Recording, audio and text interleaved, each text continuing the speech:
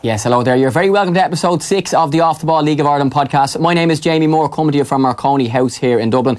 We've got a packed show for you over the next hour. We're going to be speaking to a man who made the League of Ireland go viral across the world during the week. Dinny Corcoran from Bows, about winning the Soccer Writers Player of the Month, and on the same day appearing on Channel 4's Countdown. He'll tell us that story and how his mam actually made him do it. His manager Keith Long after their Leinster Senior Cup win over Shelbourne at Talca Park on Monday, and also the former club president and a man who now sits on the Dalymount Park Redevelopment Committee, Matt Devaney. He had an interesting tweet last week when Bows had to turn away hundreds of fans outside their stadium because the game was just sold out, and their plan to try and make room for more fans between now and the end of next season, when they'll move to Talca Park for a couple of years before moving back to the redeveloped Dalymount Park. We're going to be joined in studio in just a second by Shamrock Rovers midfielder McEneff, who has made a habit of scoring some spot kicks this season, most recently in their win over St Pat's at a packed Richmond Park on Friday. While our first division focus, we welcome Aaron Dobbs from Longford Town into the studio, former Shamrock Rovers and Wexford man as well. That's all on the way over the next hour, but we'll begin though with Aaron McEneff, who's beside me here in the studio in Dublin. Aaron, thanks for coming in your day off. No worries, Jamie. Thanks for having me.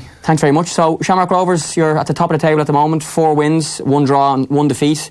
2 penalties for yourself, a Panenka against your old club Derry and the winner against Pats on Friday. So things are going well for you and for the team so far? It's been a good start for us as a team, and I feel I've settled in personally myself down here, moving down from Derry. I knew a lot of the lads obviously from playing against them, but as soon as I went in the change room, they've made me feel welcome, and I've settled in on the pitch as well. And I think as a team, like we've started the season well, and hopefully we can just continue to do that as the games go on. Like. Yeah, nice photo of you there celebrating that Panenka penalty, the first goal scored into the new stand at Tallaght. So let's talk about that firstly. When I had heard that you had chipped the penalty down the middle, I was like, he didn't do that. But you did, and we've seen recently in the Champions League and across the European leagues, Man City players doing it and others. When did the Panenka idea, and for those who don't know what a Panenka is, it's a little chip down the middle which makes the goalkeeper look a bit silly, but if he saves it, you're the one who looks silly. No, well, I'd done it last year in the Brandywell, whenever we played Bray, but we were 2-0 up at the time, I think, and that was the first time I've ever done it. I've took penalties throughout my career, really, but it's just something that I've always wanted to do. And when I done it last year, then obviously the one in Tallaght against Derry, it's just whenever we got the penalty and I was going to hit it, a lot of the players who I would know went straight to the keeper, and they were obviously telling him which side he should go to or whatever. But what I had in my head, that he was always going to just pick a side. So I had 2 things in my head. Well, it was really smash it down the middle or else dink it down the middle, and I just felt like I had more control by dinking it down the middle, and thankfully he dived and it went in. Yeah, now your manager Stephen Bradley said afterwards if you missed he'd have sent you back down the road on the bus with Derry. How nervous were you when you decided in your head, right, I'm going to do this and this is what I'm going to do, and if I score it's going to be brilliant? I think the game was at 1-0 at the time, so it was tighter, was it? Yeah, so if you missed, they had a chance to equalise, you scored, but what's the actual feeling in your tummy when you're actually about to take it? Oh, well, I think like at 1-0, Derry were actually coming into the game a bit in the second half as well, and when we got the penalty, if I score, game over, and there wasn't really a nervous feeling. I just felt like if I dink it down the middle, I always thought that the keeper was going to dive, and I felt like I was in control of the situation if I dink it, because you never know, if you smash it with your laces it can go over the bar, it can go anywhere really, but I also knew like if it went in with a dink, then it would have been quality, especially in the new stand as well. The fans were right behind it, like. Yeah, so things then moved from that penalty a couple of weeks later to the winner against Pats on Friday. Before we speak about that penalty, I know you've spoken after the game about the atmosphere at Richmond. It was the biggest crowd that Pats have had in like a number of years. The whole 4 sides of the ground full. Again, similar to Bows, which we speak about shortly. Game was sold out. Some people couldn't get tickets. And that was your first experience of a proper away derby, because you'd played against Bows, but because 2 of the stands are kind of empty, it's a little bit different. I think for me, the game against Pats was probably one of the best atmospheres I've ever played in the league. Probably because it's so tight, the fans are really in on top of you. It's obviously a derby, and then we won, so it made it even better. But as you say, like playing at Bows, it was a great atmosphere, but like it gives that there's not really that togetherness with the fans and the players. You know what I mean? Because of it's so open and there's only the two sides. But now the Pats game, like the Rovers brought a lot of fans down, filled it, and it's nearly, for me, coming down here from Derry to go and play, say, Pats or Bows or whatever. It's nearly like my feeling of it's nearly like playing an extra home game, because all the Rovers fans go to watch the game, obviously because it's in Dublin. Whereas when I was at Derry, you wouldn't get as many travelling fans down for many reasons, but. I really enjoyed playing in it, and like as I say, we got the one, so it made it even better.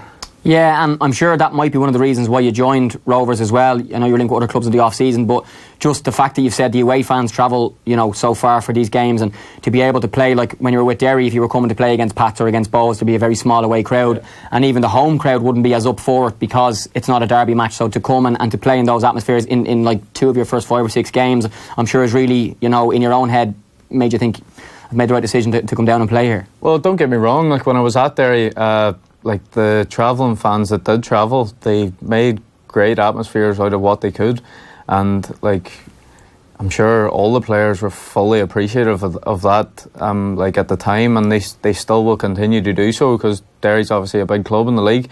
But I just think, like whenever I came down here, obviously having so many teams in around Dublin and stuff, I have noticed a difference in terms of them 2 games already, and it is something that I enjoy playing with a big crowd and an atmosphere. And any player will tell you, like, they would rather play in front of a big crowd than no one at the game. And like I've also noticed coming down here that whenever we're playing games, like there's always an extra edge to the games. I don't know for whatever reason it is. It's just like I just feel like every game's like a massive game. As you said, like coming down from Derry to play a Dublin team, it's not a derby. Whereas these games they're huge, like, and they come thick and fast in our league because there's only 10 teams. So no, it's good, and I've enjoyed it so far. Now, Aaron, a few times since we've been chatting, you've used the words "come down here," but people may not know by your accent. Your dad is actually a Dub, and you do have some history in Dublin. So moving to Dublin, you've signed a long-term contract with Rovers as well, so you'll be here for the next couple of years. You have some experience of living in this city through your dad, and he was a Dub before. He's still a Dub, but before he moved up to Derry and raised you guys there as your family. Well, he's from Crumlin, well, Dolphins Barn, and then moved to Crumlin. So we would have came down when we were younger, and obviously knew bits and pieces of it, like of Dublin, but I still use my sat nav whenever I'm driving, and I wouldn't really know it that well, but I'm getting used to it, and it's nearly like a smaller version of London, and I've lived in London as well, so I enjoy it down here. There's a lot of things to do, and my girlfriend, she's moved down, she's enjoying it as well. But obviously I've got still my granny, she's down here, and my auntie as well. So you have them small bits of home comforts, like you can go over to their house or whatever. But no, it's been good so far, and like I'm sure my dad's happy as well, like that I'm playing down here, because he'll be down more often. Yes, indeed. And I know your mum, from speaking to you, grabbing a coffee in the studio before we came in, was a little bit concerned that you might not be able to cook for yourself and clean for yourself. But you've proved so far in your couple of months living in your apartment near Tala Stadium that you're okay for the moment. Oh, well, her and my brothers, they would have given me a bit of stick saying, "Oh, how are you going to last out on your own and stuff?" But no, it is the first time I've been out on my own living, and I think it's helped me a lot, because you become a lot more independent, and I haven't struggled really. The cooking's been good. The two of us, me and Ellen, we've shared cooking dinners and cleaning up and stuff like that. No, so it's been good.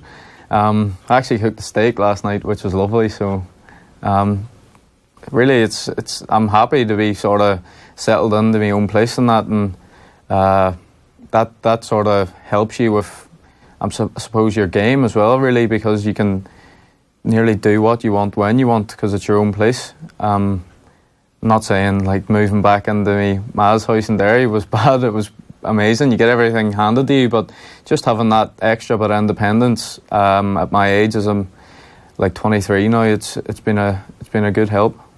So if Mrs. McEneff is listening, the next time you end up going back to Derry, she's going to poison you for your comments there. No. To be fair, she was down. she's down a few weeks ago, and she had the apartment gleaming. She was just cleaning it from head to toe. So, me ma, like, she's great like that. She'll come in and help out and stuff all the time. But as I say, just to have that extra bit of independence as you get older, it's good to have. There you go already, me ma. So you're getting a bit of dub into you. No, well, we say that in Derry as well. So. Okay, nice. Last one on the move to Dublin before we speak about your time playing up north and playing in England, and also some of the stuff in terms of your time at Derry.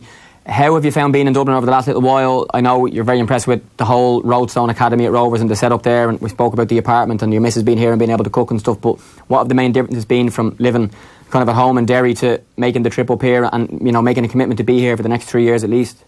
Well, I think in terms of the football side, like, Roadstone's great. It's a great place to go in every morning. The facilities are quality, and you know where you're based every morning. And sometimes when I was at Derry, we used to travel to different pitches to train and stuff. Until maybe last year, whenever the pitch became 3G surface, then we could train at the stadium. But down here, like Roadstone, you know where you're going every morning. You know what you're going to get.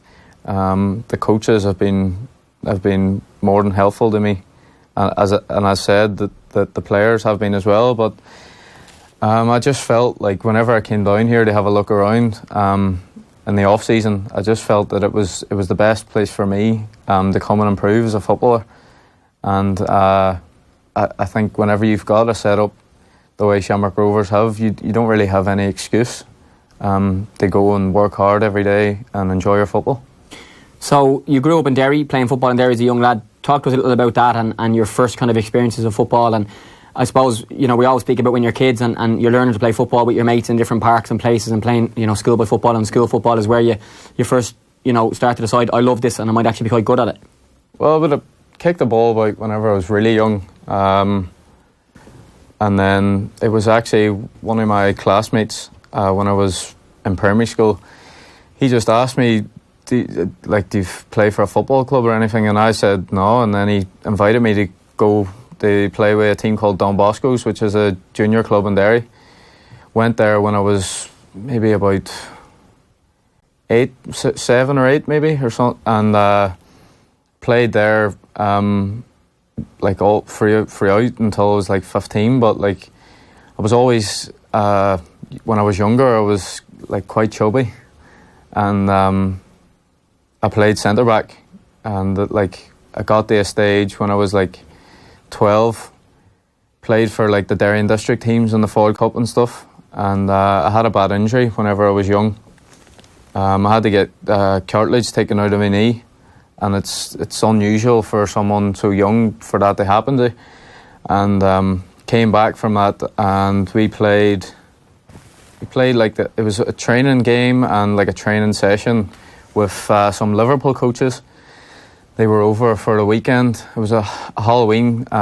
We were off school and stuff, so they took us for a few sessions. And after the sessions, one of the coaches spoke to my dad and said, "Look, if your son loses a bit of weight, I think he could be a player."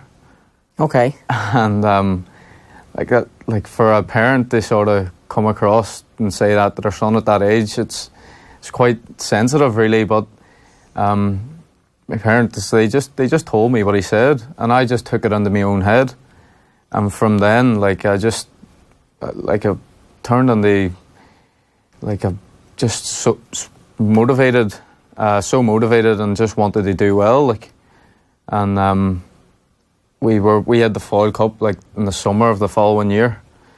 Lost a load of weight, played the Foyle Cup, and then sort of scouts and that started watching me from there.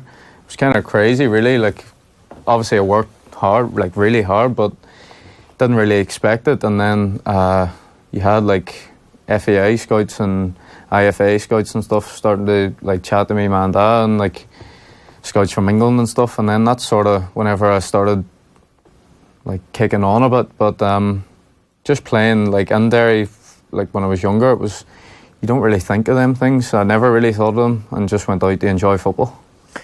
So sitting here now, you're in really good shape as an attacking midfielder. you don't, and I can't see in my head, as you said in your own words, a chubby centre back. Yeah. Like it was. You've obviously, the advice that they took then has really, resonated in your head. But tell me about that time when you're a kid and you're trying to be a footballer, and someone says to your parents, "Listen, he's fat. He can't play football at a good level unless he loses weight." Like, well, the way the fella said it was like, it was nearly like a way. Fair play to the fella for saying it, because when my parents were honest with me, it really went into my head and stuck. And it was like a sole focus to go and like get really fit and stuff. And now I'd be probably at the fittest now than I've ever been. But like from when I got fit that stage, and it was always like the fitness, one of the fittest of my teams. But no, it was like, it's hard for like younger kids. Obviously you get like people like calling you fat and stuff, but that's just what happens. Like, and maybe don't listen to them people. Like, that's what I would say, because I never listened to anybody, like, other than coaches and stuff like that. And it's weird because I've actually never spoke about this in an interview before, but it would be like, it's worthwhile talking about, because I'm sure it happens a lot. And maybe some people don't get that bit of advice, and they could be a better player for it, you know what I mean? So when you're trying to play football at that age, and you have your peers slagging you, and it happens at school playgrounds and summer camps all the time, and you're now 10 years later, or I'm not sure the exact timeline, a professional footballer, full-time, playing in the League of Ireland, underage international, have played in the Europa League and stuff. How do you look back on that time and those people who, as kids do, decided that they were going to slag you, and you used all of that as a mechanism to become what you have now, with, I'm sure, plenty more ambition to go? Well, I don't really look and begrudge anyone. It's not really the type of person I am. Everybody goes through life in different ways, and they choose their own path, and that comes down to what way they live their life and stuff like that. But I just really, like, I put a focus on myself and like the people who are close to me. That's just the way I am as a person. I actually remember one fella when, like, I was young, we played together, and he used to always give me a bit of stick, like, and then whenever I came back from England at one stage, I went to KFC for a burger, and he served me in KFC, like, so, and he said, "Oh, look, we've changed places," sort of thing, like, so. But you just have a laugh about that kind of stuff, because as you get older, you don't take that kind of thing serious anymore. But no, I don't really look back on it in any bad way, because most of the boys that I grew up playing with, I would not be like close mates, but I would, if I seen them, I would speak to them. So you become a young footballer, and you play for Institute in the Northern Irish League, and then an opportunity comes to move to Tottenham, and your little brother Jordan is now away in England playing for Arsenal, who we'll speak about hopefully in a minute, and hope to speak to maybe on the show here in the next little while. But you moved to Tottenham. Tim Sherwood's involved at the club, and comparisons to a young Roy Keane. Yeah.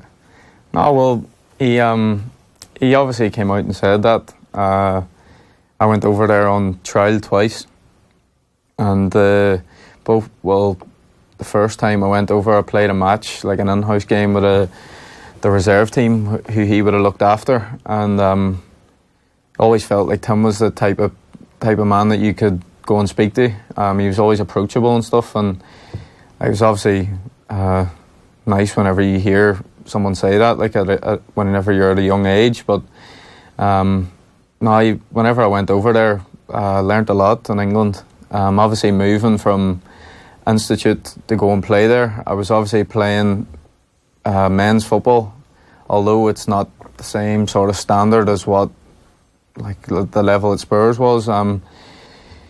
There's a big difference between the change rooms, because I went over after being in a men's change room where there's a lot of banter and just a lot of different banter than what there would be in a youth team change room. So it did take me a while to get used to it. I was obviously mates with a load of older fellas and stuff here then, and like going back and they play at my own age, even though the players were quality, like technically gifted and stuff like that, it took me a while to just adjust to it. But no, it was a good experience going over the Spurs, and made me learn a lot about myself as a person, and it definitely improved me as a footballer, technically, and like I've never say I was actually only back from injury then. That was one of my first games back. Just Sean Kavanagh played in that game. Yeah, for those who are listening to the podcast as opposed to watching, we're looking at a picture of Aaron playing for Spurs against Fulham, and Sean Kavanagh, who's now one of Aaron's teammates at Rovers, and I have said is one of the best League of Ireland players. He was on the podcast last year, is playing against you. He played in that game.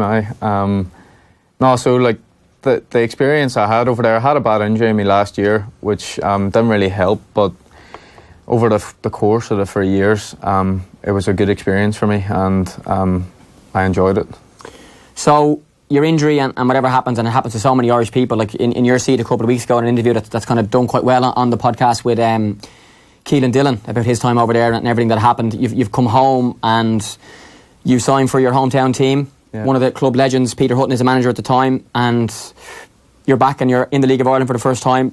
Trying to bounce back from England, and up until this season you were a player for your hometown team. How would you kind of reflect on all of that time? You played under a couple of managers and played in Europe, lost your captain Ryan McBride through horrendous deaths effectively a couple of years ago as well, and I'm sure a time you look back on it with kind of mixed memories. Well, I signed at Derry under Peter Hutton. Just went on the train 1 week whenever I was back to stay fit, and they offered me a deal, and I just signed to go, and he told me I would play, so signed there. Then he'd left after a few weeks, and Paul Higgerty took over, and I didn't really get many games, and to be honest, I felt like I struggled in the first 6 months. Even in the games that I played, just didn't feel like I was given what I could give, and it was really frustrating because you'd come back from England, and I think when players come back from England, this league, fans' expectations are massive, and like nobody really realises that these boys coming back are only young men starting off in their careers, and it's hard to get going again when you've just come back after a setback.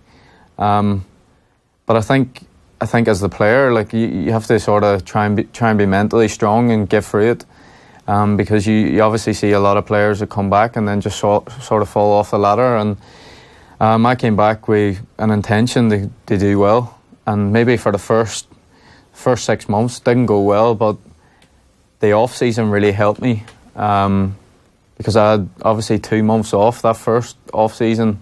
When I just came back, it was the first 2 months, I would say, in a long time that I actually got to be like an 18 or 19-year-old and just go and enjoy myself.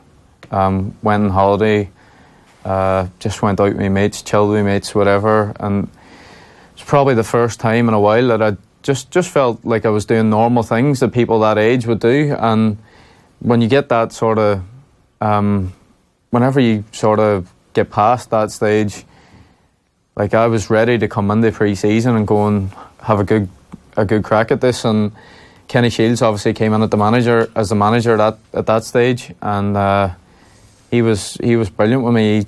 He put me in the team, and then I sort of kicked on from there. And like the things that happened during my time there, most of my memories were good memories at Derry City. And as you mentioned, like obviously Ryan passed away, which was awful, but and then obviously Josh Daniels, his family passed away as well. So, well, his mum and his sister and his 2 cousins. So that was, there were some tough times, but overall, I would say it was good for me to come back to the league, definitely, and it was a time I enjoyed, and playing for your hometown club is really good. Look. Yeah, we've just seen an image on screen there of Ryan McBride's shirt at the Brandywell Stadium. Here's another one there of the Brandywell Pride McBride 5 jersey, and the players still at the moment wear McBride 5, and that's actually a game. We're looking at a photo of Ryan scoring for Derry in a 1-0 win over Shamrock Rovers on March the 10th, 2017 in Tallaght Stadium, a game I was at. Yeah. And 9 days later, he's found in his bed and he's dead. And again, didn't plan this, but the second year anniversary is actually in a couple of days' time, because we were speaking on the 13th of March. Yeah. What sort of words would you use to describe kind of that period? Because you'd draw the 4-0 in the Brandywell, and the next morning your captain, one of your best mates, is dead, and you're going into his house to kind of say goodbye to him. Well, like we played that game against Shamrock Rovers, and it just came up on my Facebook, like the timeline memories thing, that the Dundalk game was straight after that Rovers game, and Ryan actually scored against Dundalk, and we won 3-1 in McGinn Park, and then obviously played Drogheda, and we had a really, really good start to the season. We won every game, so we were thinking like this could be a good year for us, but never forget on the Sunday when I got the phone call. It was actually Conor McDermott texted me, and he said, do you see what happened? And I just said no, and then he rang me. I was sleeping at the time, and I had a missed call from him. I just thought he was going to ring me and chat about the game, just for a chat, like, and then he rang again, and I thought something must be wrong here, so I answered the phone, and he was kind of crying on the phone, but I was like, what's wrong with you? And he said, Ryan's dead. And I was like, Ryan who? And he said, McBride, obviously. And I just couldn't believe it. I was like, he must be taking the hand out of me or something. And I checked online and stuff, and then I got a phone call from the club, and they say that it was true. And it's one of the hardest things ever, because obviously it's someone who's your mate, like your teammate and your captain, and then they see him that morning for recovery, and then he was just going home like we all were, and then he just went for a sleep and didn't wake up. I can't really put it into words.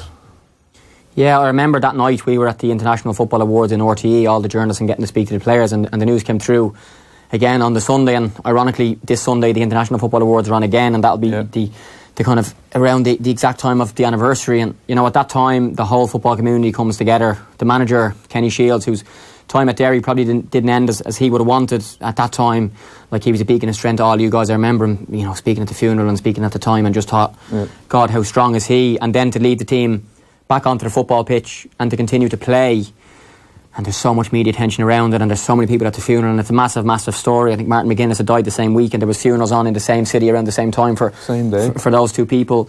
Like, that must all be a blur to you, to kind of look back at what I've played a football match with my mate, my captain, and a few days later I'm at this massive funeral. That's his. It's really, as I say, it's hard to put into words. Like, all you have to do is look at his family, like at that time, and think of them first and foremost, because, like, especially like his father, like no father wants to bury their son, and his family are lovely. I've grown to meet them all, obviously through the foundation and stuff. But like, I just remember we were supposed to play Bray again on, I think it was a Tuesday or something. Obviously that game was called off. And all the players went to the funeral and stuff. It was the same day as Mark McGuinness's funeral, so Derry was absolutely packed. It was two massive funerals. And as you touched on, like, Kenny was amazing for it, to be honest. And like, for all the players, he gave them a lot of support in any way he could, really, because it was like on the 18th of April, the next month, like, my godfather passed away, and then a few weeks after that, Ugo Ekiog passed away, which was my coach at Spurs. Yeah. So I had three in like that period of time, and it was just kind of like a slap in the face, something I'd never experienced before. Didn't know really how to deal with it or what to do. And to be fair, like, you obviously have your family around you, and you have your girlfriend or your brothers or your close mates. But like Kenny Shiels, he did help me a lot, and as did the club. They helped me out and gave me some support that I needed. And like, ironically, looking back at that sort of period when this was happening, when I did get like playing football again, it was probably a few of the best months like I've actually played. I'm scoring a lot, playing really well and stuff. And then like at the end of that season, I ended up being up for Player of the Year and Young Player of the Year. And I'll never forget that sort of period where them events were happening, because it's so hard, but you get some sort of feeling they just go and play through it or do well or something. And you hear a few stories like that, but whenever it actually happens, like, I don't know, you just find some sort of strength within yourself to go ahead and play. And like it was a difficult period for, touching on Ryan again, like for the club and for everyone around the city, because he was known as a legend, really. He worked in a bar, and like on a weekend, I'm sure you were there once or twice, were you? That's what I'm saying. I've actually got selfies while he's working and I'm on a night out, and I actually remember like just stuff like if my younger brother was going to get in or something, he was underage, you'd text Ryan, he'd come down and bring him in or whatever. Like just he was an absolute legend and a gentleman, like, and for someone to be taken away like that, it's cruel, really. But you have them type of memories they live on with, and I'm sure everybody will remember him for what he was. Yeah, I'll ask this last question, Aaron, over two parts. And I know you guys got the opportunity to actually say goodbye to Ryan when he was still in his bed in his house, and that's clearly a very intimate moment because only certain people would have been asked to do that. Is that something you're happy you did? And I know like one of my very close friends died, and unfortunately it was a closed coffin and we weren't able to see him and whatever had happened. But for you guys to be able to actually go up and to see him, is that something you look back on and go, that's a memory that I will remember for being able to say goodbye? And secondly, what will your best memories of him be? Because you played with him for so long, and now a couple of years on, I'm sure you've had time to, and at different times I'm sure different kind of things flash into your head of the good times as well. I think going into that room that night, it's just a bit of closure, really. You actually see it for yourself and makes you believe obviously it's true, because it's hard to believe that kind of stuff, especially when he played a game the day before and trained that morning, or was in training for recovery that morning. It is hard to believe, and seeing him lying there just looked like he was sleeping, really, like, and it's hard. It was hard, but for all the boys, I'm sure they'll say that it was good to get that closure in some sort of way, if you know what I mean. And it's obviously it's not a nice thing to see, but it is what it is. And like, for being close to someone like that, I think it's nice in a way to see it for closure in your own sort of mind, like. And then the memories of Ryan, I've got a lot, like on and off the pitch. Just give me the best one. The best one. And one that you're allowed to tell us. If it happened in the bar at 4 a.m, maybe not.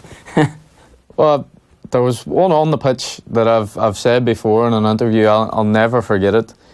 We played Glenavon. We had a mid-season break, and we played Glenavon, the friendly, after the break.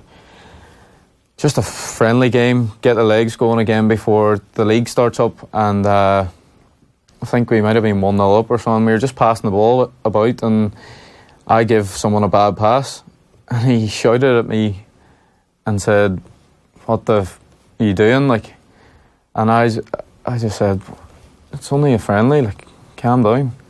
And he said, "No, if you're going to do something, do it right." And I was just like, well, I'm not going to argue back with him, am I? So that's one thing that I've like stuck in my head. Plenty of other things on the pitch as well, like it's tackles and stuff and headers, but that one thing. And I thought, he's a captain that nobody is going to say anything back to, really. And that's just the type of man he was. And then just we actually went on holiday together in Portugal during the break the year before he passed away. And just remember dancing on top of a bar with him. No, there was plenty of good memories from that holiday, but that like so many memories with someone so big and what he did, and I would just remember him as a legend. Like. Yeah, and some great stuff around the Ryan McBride Foundation as well, which people can read about online. Will we finish on the football? Shamrock Rovers Sligo on Friday, 8 o'clock in Tell. I'm going to be there. Will I be seeing an Aaron McEneff Panenka? And if the Sligo Rovers goalkeepers are listening or watching, close your ears now. No, hopefully I get one from open play on Friday. Have all your goals been penalties so far? Well, so far this season, but not all my goals in the league. But no, I'm looking forward to the game on Friday. It's obviously another big game for us, coming off the back of a good one, and it's just important to try and keep the momentum going. Because if you build up momentum and around the change room, it builds confidence within the squad, and everybody wants to push for a place in the team, and that's only a good thing for us as players, and it obviously gives the managers or the manager and the coaches a headache when it comes to picking the squad. But I'm looking forward to the game. I'm sure all the other boys, and hopefully we can get 3 points. Aaron McEneff, thanks a million. We've just seen a photo of you there on screen lifting the EA Sports Cup with Derry City at the end of last season, so hopefully some trophies at the end of this year. Thanks for coming in and being so honest. Cheers. Thank you. Thanks, Jamie. Thank you.